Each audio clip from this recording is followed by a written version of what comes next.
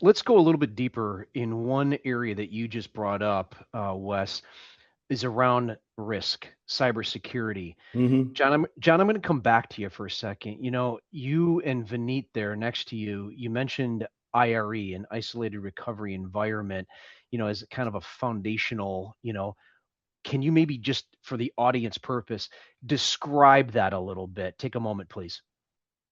So I'll let Vineet take that. Okay. Yeah, go ahead.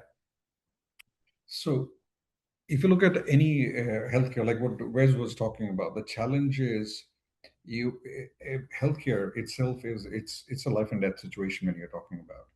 And IRE is what we call as isolated recovery environment, primarily from a purpose. If you look at it, current landscape within the healthcare is that 1 out of 3 hospitals are under ransomware attack. Hmm. And the challenge you have is the recovery time itself is to kind of get, it's an average 19 days. That's a huge amount of recovery time that you need. So, uh, in that scenario, how does 5G help kind of put across an overlay network, which is segregated and helps achieve a better outcome for healthcare providers? So, there are 4 core principles to IRE. So one is the whole air gapped network that it creates. So you have traditional wired network, you have the LAN and everything else. So this is not your LAN, VLAN segmentation. It's a completely separate 5G slice on which you're running, which is air gapped from your network. So if in case you have a ransomware attack, if there is a cybersecurity attack that has happened, you have an ability to shut down your network, existing one, and completely move to this new 5G slice. And that helps you that way to put across. You have a very safe network to play with. The second portion it comes to is, hey, what happens to the data? So I have this immutable IRE vault, which is where you then have ability to go across into data. So access to that vault is through an entire checksum. It again doesn't follow your standard network that has been compromised. So this is a clean 5G slice that goes into your IRE vault, where then you have ability and say one-way traffic. So nobody can change that data. It gets committed to it.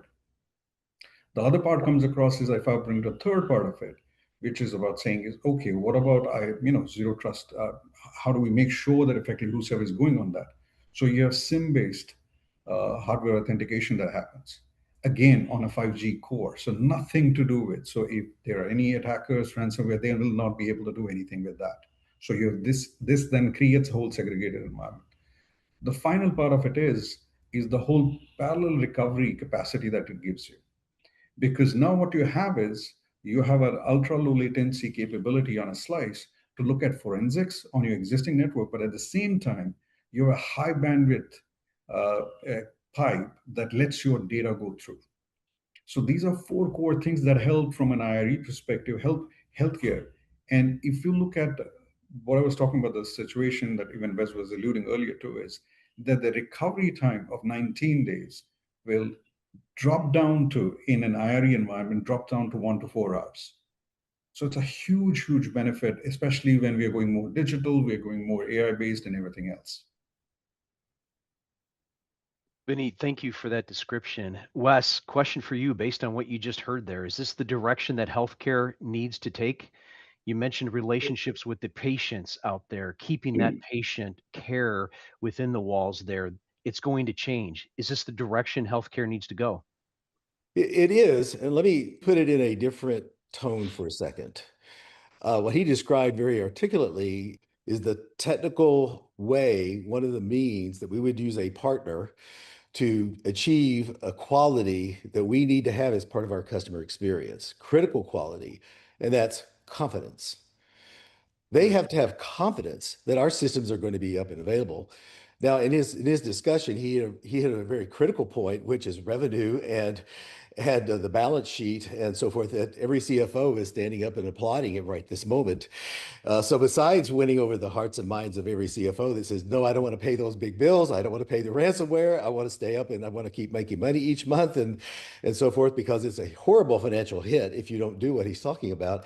But there's another aspect of that that I want to hit, which might be overshadowed by the financial component of that. And that is the confidence in the patient that they have that you're up, that you're available, that you're protecting their data, and that when they want to come to you, if your goal is to have a conversation with them that's continuous, that your systems are going to be available and you're not going to be in the news all the time.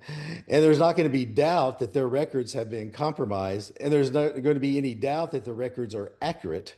Yep. And there's not going to be any lingering doubt that once you say, hey, I'm clean and we're back open for business, are you really? Do you really know?